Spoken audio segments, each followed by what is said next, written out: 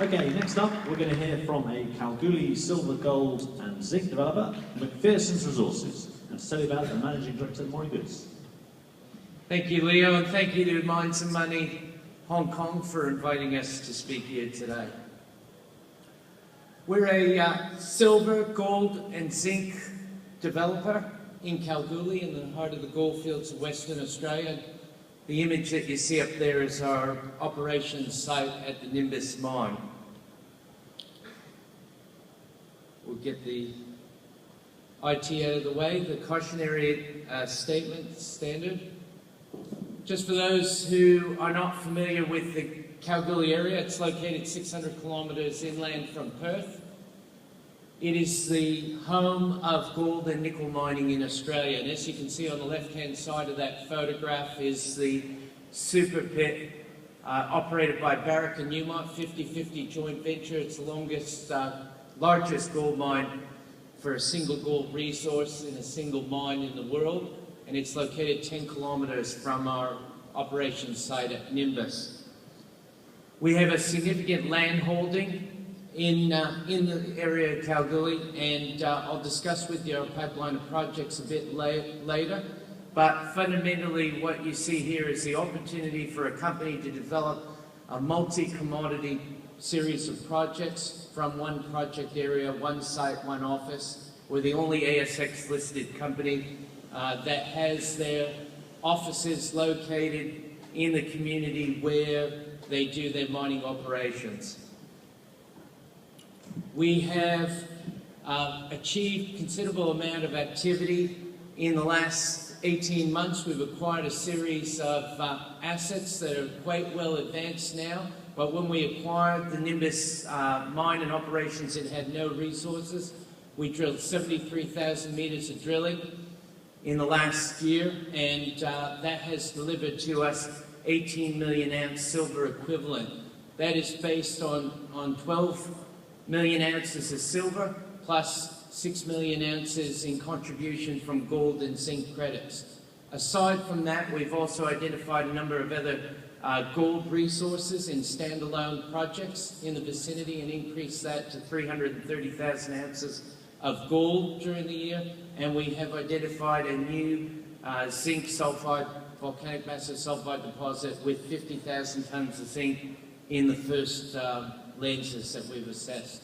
We've also identified some major copper and nickel targets, and we've put together probably one of the most important things, a highly experienced, successful team. Being based in Kalgoorlie and being a residential operating site, we've become an employer by choice, and we have attracted some highly experienced teams of people, and recently we announced taking on General Manager of Operations and a Senior Design Engineer, both coming to us with about 30 years experience, both in gold, nickel and in base metals, particularly silver, zinc and lead. The company was listed just over 2 years ago, has 250 million shares on issue. We had 12 million in the bank at the end of last quarter, and we own 100% of all our projects. And directors have considerable skin in the game. The directors and the management team have 37% of the company. Our number 3 shareholder is Red Kite from New York. They are a world player, metal merchants, third largest metal merchant in the world for copper sales.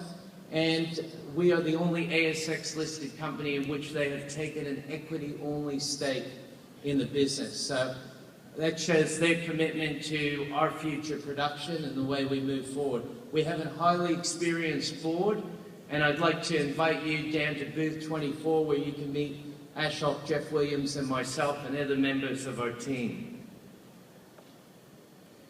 We have achieved a phenomenal amount in the last year, but we have a very busy year ahead of us. Our plan is to be in production by the middle of next year. Now, what we've achieved in the last year is we've proved up a resource that is so much larger than the existing mill on site that the decision was made to expand the mill, and the new mill that we're building is 3 times larger than the existing plant. We've ordered all the long lead items, and most of those items will arrive on site between July and October this year. And as we complete all our due diligence for the final feasibility study, which will be done in the next 2 to 3 months.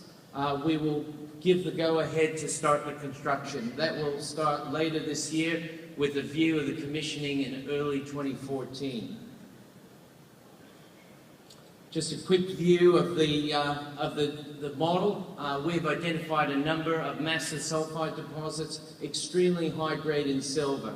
And if you come to our booth, this is an image from the video flyover. It'll take you through the 3D view of the ore body. And what you'll see are there are many intersections going greater than 1,000 grams per ton silver and 20% zinc. So it's quite a significantly high grade deposit.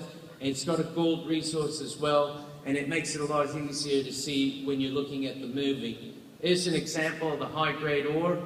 That ore there was 7 meters thick in the intersection, going 3,200 grams per ton silver and 41% zinc. That is what you call direct shipping ore. We can send that direct to the smelter, but what we will be doing on site is we're actually leaching the silver out on site, so that we can pour gold and silver doré bars. And the zinc, we will develop a concentrate which we will sell either directly to market or through local operators based in the region. One of the questions we get asked is why silver?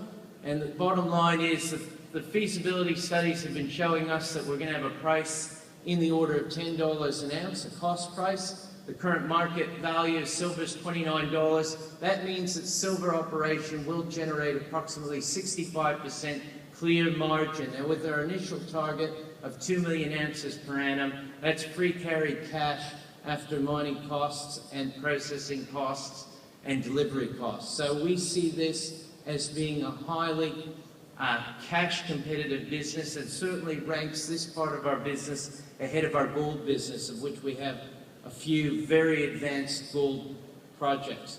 But also by starting the silver mining now, we will be into zinc production within 18 months. And if you look at all the forecasts for zinc production, it is considered to be the metal 2 to 3 years out, unless you went to Eric Sprott's presentation yesterday, where he advised us that the silver price could be moving to $200 an ounce. And I suppose when you reflect on that, and you go back to that slide, at $200 an ounce, this project will generate a lot of cash. Where we've come in the last year from 0 resources up to 18 million ounces, and we have a target this year of moving that to 25 million ounces. You also see the production curve there. Initially, we're targeting 2 million ounces per annum, but we have a plan to grow that to perhaps 4 or 5 million ounces per annum in due course. There's an image of the mill in the bottom there. Just briefly, our mining for next year. This is our plan over the next 4 years. We start with 2 pits, which are both cutbacks of the existing pits that you see in that image.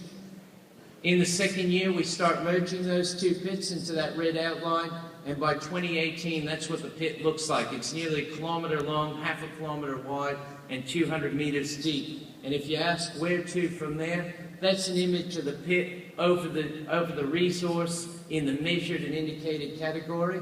All the lenses in blue are silver, and red there's zinc and silver. They're only the measured and indicated resources that I'm showing you on there. And basically what it shows you is it's open in strike length, open at depth, and huge capacity to grow this project. But also, and just briefly we look at that slide, that pit there will deliver an average grade of 179 grams per ton silver equivalent. If you're thinking about it in gold, that's the equivalent of having a pit that is running 3.8 grams per ton gold. So it is high grade, and high grade is what makes this project different. In the 2 kilometers surrounding this deposit, you can see there are a number of copper, zinc, and silver projects that we have underway that we're going to be drilling this year, as well as the Barara gold deposit. The drilling on that is occurring in the next month. That's a diamond-only drilling program, and that's to put everything in the Barara deposit into the measured category and then directly into the feasibility for reserves. Just looking at the bigger picture, that's what's around us. Within 5 kilometers of the mill, we have over 10 advanced projects, all feeding the one mill. And in summary, I guess the point of difference is that grade is king, and we're moving to a producer next year, and it'll be polymetallic. Thank you, and come visit us at booth M24. Thank you very much. That's M24 for Macphersons Resources.